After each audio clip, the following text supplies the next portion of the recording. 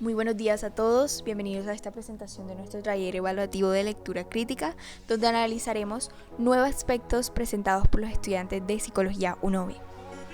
Alexa Solano, Andrea Laforí, Carola Acosta, Mayra Orozco y Margie Barrios. Los 9 aspectos que abarcaremos en esta presentación son los que están viendo en pantalla y están basados en 2 textos argumentativos. Nuestro primer texto se titula Dignidad Humana, Instrucciones de Uso, publicado el 18 de mayo del año vigente. Su autor es Antonio Diegues. 1. ¿Cuál es la fuente? ¿Es confiable? ¿Está actualizada? La fuente es el editorial Herder, que es un editorial independiente española con sede en Barcelona, con más de un siglo de trayectoria. Su director es Raymond Herder, y en su fondo editorial convergen teología, filosofía y religión, con obras de psicología o sociología y educación. Asimismo, desde sus inicios, edita libros para la enseñanza y el aprendizaje de idiomas. De igual manera, esta fuente es 100% confiable, ya que es un editorial de renombre con varios años de trabajo y se encuentra en constante actualización, ya que es un editorial que monitorea sus archivos para conformidad de su público. Asimismo, el autor de este texto es reconocido catedrático de Lógica y Filosofía de la Ciencia en la Universidad de Málaga desde 2010. 2. ¿Cómo presenta el autor la información? El autor de la información plasma en esta inferencias y opiniones, basándose en la manera en que nos muestra el objetivo de la obra, que es dar respuesta a todas las preguntas que el transhumanismo ha creado en la sociedad, poniendo al alcance del lector tanto las debilidades y fortalezas de sus argumentos, así como sus implicaciones ideológicas y filosóficas. Un ejemplo de opiniones es el siguiente fragmento encontrado en el texto. Se acepte o no que la dignidad humana es útil o prescindible, uno de los peligros principales que, según creo, encierra el uso de este concepto es el de la excesiva generalización en las valoraciones, en las que se incluye frecuentemente no otra forma puede juzgarse su uso para condenar tecnologías completas en su aplicación al ser humano, sin detenerse a aclarar cómo se está vulnerando exactamente, donde vemos cómo se expresa el autor frente al tema dando su opinión. De igual manera, un ejemplo de inferencias en esta parte del texto que dice: en una situación de asimetría que deja en manos de los padres decisiones trascendentales y en muchos casos irreversibles sobre su descendencia, el sujeto que hubiera sido modificado genéticamente podría perder su capacidad moral y en todo caso su destino no estaría ya propiamente bajo el único control. Su vida habría sido entonces instrumentalizada desde el comienzo mismo y por ello su dignidad habría sido vulnerada, al no haber sido tratado como el fin en sí en que realidad es, donde el autor infiere lo que ocurriría si un individuo fuera modificado genéticamente. 3. ¿Cuál es el propósito y objetivo del autor? El propósito es argumentar. La finalidad del autor en el texto es explicar según su punto de vista y con otras perspectivas, dándonos respuesta a todas las dudas creadas por la sociedad sobre el transhumanismo. De igual manera, el propósito es objetivo. Se garantiza que interviene en el punto de vista del autor. Un claro ejemplo donde se aprecia el propósito y objetivo del autor es el siguiente. El origen de la idea de dignidad humana puede ser rastreado hasta el Renacimiento, con la bien conocida obra de Pico de la Mirandola, discurso sobre la dignidad del hombre, pero también hasta el comienzo de la era cristiana, o incluso más atrás, hasta algunos pensadores o escuelas de la antigüedad clásica con mención especial a los estoicos. 4. ¿Qué tono utiliza el autor? El tono que utiliza es neutral y solemne, puesto que siendo neutral no revela sus sentimientos frente al tema y siendo solemne ya que tiene validez al basarse en investigaciones. Un claro ejemplo lo podemos ver en el texto que estamos viendo en pantalla. 5. ¿Qué lenguaje emplea? El lenguaje empleado por el autor en este texto es de carácter objetivo. puesto que no da a conocer sus sentimientos y emociones respecto al tema expresado. Además, presenta un punto de vista claro, directo y neutral. Esto se aprecia en el siguiente fragmento textual. Sexto, ¿cuál es la hipótesis o tesis que el autor propone? La tesis propuesta por el autor a lo largo del texto es que el concepto de dignidad humana ha cobrado cada vez más fuerza, hasta el punto de resultar problemático por tratarse de un concepto difuso en su alcance y su fundamento, argumentando que la apelación a la dignidad humana no es un asidero tan sólido como se cree para aquellos que quieran detener tales cosas en el futuro, es decir, la edición genética en humanos para curar o prevenir enfermedades, y además lleva a censurar injustamente algunos avances tecnológicos apreciables que podrían ser muy beneficiosos para el ser humano. Séptimo, ¿es coherente y sólida la argumentación? Sí, este texto cuenta con una argumentación y una solidez textual completa, ya que en su desarrollo filósofo-social presenta diferentes hipótesis y planteamientos desde diferentes puntos de vista. Con ello, también señala frecuentemente los conceptos centrales dentro del capítulo del texto e informa contundentemente el tema a tratar y sus diferentes factores. Esto puede verse afirmado en la parte del texto que menciona. Octavo, ¿modificó el texto nuestra opinión? Sí. El texto modificó en gran parte nuestra opinión debido a los análisis planteados. Nos llevó a dejar a un lado la concepción de dignidad humana que teníamos y nos permitió esclarecer este concepto y conocer cómo y de qué forma aplicar el concepto de dignidad humana. Tomamos una posición frente al texto. Claro, frente al texto tomamos una posición a favor, ya que no solo cambió nuestra opinión acerca de la dignidad humana.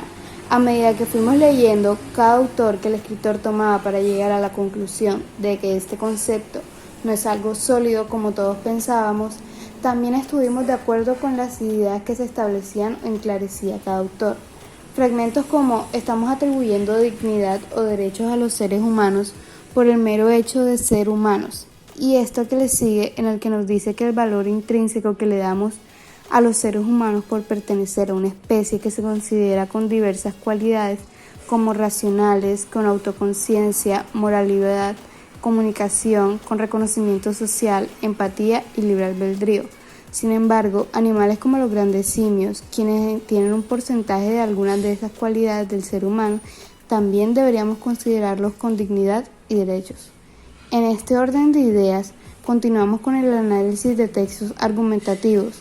Llegamos a nuestro segundo texto, que es El machismo como fenómeno psicocultural, publicado en 1972 de la autoría de Octavio Giraldo, quien es un escritor colombiano especializado en literatura hispanoamericana y que además es profesor de la Facultad de Artes y Humanidades de la Universidad de Caldas. 1. ¿Cuál es la fuente? ¿Es confiable? ¿Está actualizada? La fuente es la revista latinoamericana de psicología, que crea una publicación cuatrimestral de acceso abierto de la Fundación Universitaria Konrad Lorenz. Esta fuente es 100% confiable, ya que esta revista consiste en aceptar y evaluar trabajos que correspondan a una de las siguientes categorías: artículos originales con información empírica y novedosa de diversos campos de la psicología, independientemente de la metodología empleada, o revisiones sistemáticas de tipo cualitativo o cuantitativo. Eventualmente estaría interesada en evaluar trabajos que desarrollen herramientas o software relacionado con la psicología, artículos originales sobre metodología y estudios que evalúen la psicología desde la cienciometría. De igual manera, la fuente está actualizada, ya que se trata de ediciones de investigación publicadas cuatrimestralmente. 2. ¿Cómo presenta el autor la información? El autor de la información plasma hechos, ya que la información la podemos confirmar por nosotros mismos en un ejemplo de esto, que es el siguiente. De igual manera, el autor plantea opiniones acerca de la problemática del texto. A continuación, un ejemplo donde podemos confirmarlo.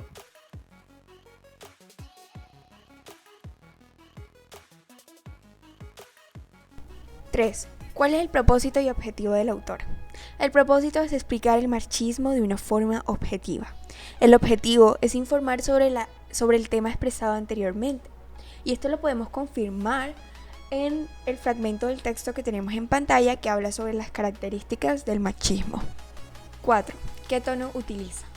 El tono que se emplea en el texto es neutral, dado que el autor no demuestra sus sentimientos sobre el tema. Y de igual forma, un tono solemne, ya que posee un carácter de validez al basarse en fuentes sólidas. Y lo podemos observar en el siguiente párrafo del texto.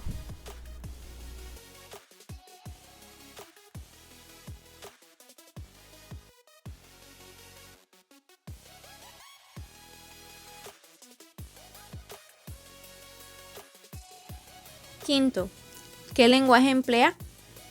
En este texto se utiliza un lenguaje objetivo, ya que el autor expresa de manera clara, concreta, directa y sin dar a conocer sus sentimientos frente al tema al lector, tal como se evidencia en el siguiente aparte del mismo.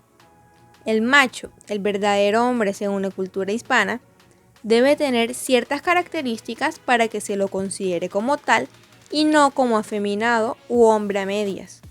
Las características sobresalientes del macho con su heterosexualidad y su agresividad en relación con la heterosexualidad, el énfasis es tanto en el carácter sexual como en el hetero. El hombre debe resaltar y demostrar su capacidad fálica. Mientras más grandes sean sus órganos sexuales y más activamente se entrega a la relación sexual, más macho será. Sexto, ¿cuál es la hipótesis o tesis que el autor propone?